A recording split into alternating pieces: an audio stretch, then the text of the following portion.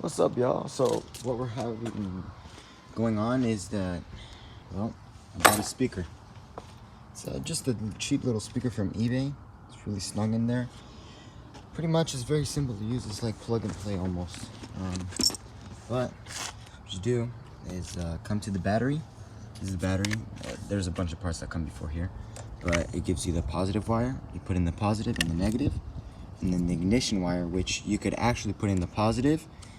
It will just keep the speaker on until like you have to turn it off manually, like unplugging it.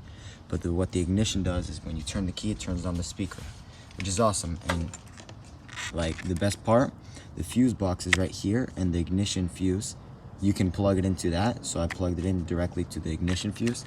We're gonna put the plug cover back on.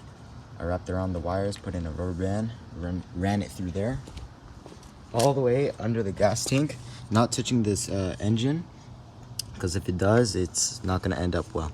But it runs all the way up here, all the way up here. Put the connector right there. The connector, because it's like a little whatchamacallit,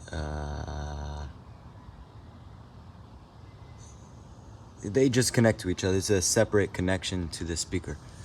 That goes all the way up here, all the way up there, through here, and then I'm gonna tidy this up real quick, and then it comes to the speaker, which works great. Look, if I turn the key,